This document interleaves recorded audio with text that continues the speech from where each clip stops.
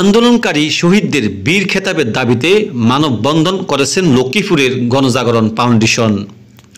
সারা বাংলাদেশে নতুন সূর্যোদয় যাদের রক্তের বিনিময় ও বৈষম্য ছাত্র আন্দোলনের শহীদ ও গুলিবিদ্ধ সকল ভাইদের রাষ্ট্রীয়ভাবে বীরশ্রেষ্ঠ স্বীকৃতি দেওয়ার দাবিতে মানববন্ধন অনুষ্ঠান করেন লক্ষ্মীপুর গণজাগরণ ফাউন্ডেশন এবং গুলিবিদ্ধ সকল আহত ব্যক্তিদের রাষ্ট্রীয়ভাবে পরিপূর্ণ সুস্থ না হওয়া পর্যন্ত চিকিৎসা দেওয়ার দাবি করেন মানবতার ব্লাড সংগঠন গণজাগরণ ফাউন্ডেশন।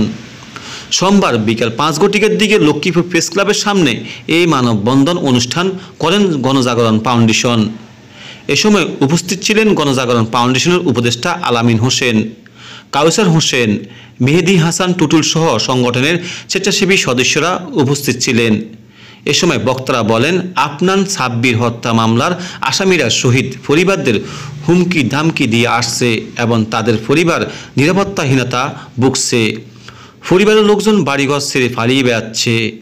মামলার আসামিদের দ্রুত গ্রেপ্তার করে শহীদ পরিবারদের নিরাপত্তার জোরদারের দাবি জানিয়েছেন গণজাগরণ ফাউন্ডেশন উপদেষ্টারা। বাংলাদেশের মানুষ শুধু আমরা না, বাংলাদেশের মানুষ চাই যারা এই আন্দোলন শহীদ হয়েছে, গুলিবিদ্ধ হয়েছে, তাদেরকে রাষ্ট্রীয়ভাবে বীর শ্রেষ্ঠ হিসেবে স্বীকৃতি দেওয়া হোক।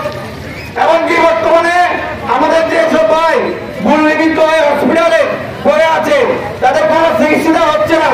উন্নত চিকিৎসা হবে, অনেক পায়ে পা কেটে বেড়া হচ্ছে। এমনকি অনেকে আমরা দেখতেছি হসপিটালে ব্যথায় ডাক্তার দেখেছে, তাদের পরিবারকে কিছু হুমকি তুমকি দিচ্ছে।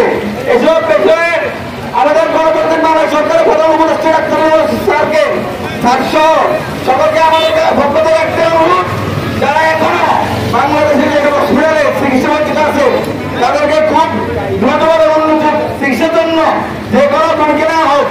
এমনকি বিগত দিনে বাংলাদেশের মানুষ যাদের স্বাধীনভাবে তাদের কথা বলতে পারে, তাদের মত প্রকাশ করতে পারে, তাদের বাকস্বাধীনতা হিসেবে প্রকাশ করতে পারে, অন্যায় জুলুম নির্যাতন দুর্নীতি চাঁদাবাজ এমনকি মাদকের বিরুদ্ধে যাতে বর্তমান সরকার জিরো টলারেন্স চালু করে হুমকি দিচ্ছে মামলা উঠিয়ে নেওয়ার জন্য বা যারা এগুলো বলছে তাদেরকেও আপনারা চিনে রাখা উচিত।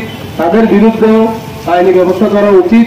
দেশকে সুন্দরভাবে আইনের আওতায় এনে দেশকে গুছিয়ে যারা আইন অমান্য করেছে, যারা অবিচারে মানুষকে গুলি করে মেরেছে, তাদের সঠিক বিচারের দাবি জানিয়ে সব মানুষ এগুলো সহ্য করছে। আমাদের ছাত্র সমাজ তাদের রক্তের বিনিময়ে রাষ্ট্রীয় আল্লাহ তাআলা আমাদের একটা স্বাধীন রাষ্ট্র দিচ্ছেন। কিন্তু এই স্বাধীন রাষ্ট্র গঠন করতে গিয়ে স্বাধীন রাষ্ট্র আমাদের মানুষ থেকে অনেক ছাত্র যারা রয়েছে বলে আমাদের অনেক ছাত্র আছে যারা এখন হসপিটালে কাজ আসছে, পরিচিত সাধারণ লোক চিকিৎসা দিচ্ছে না।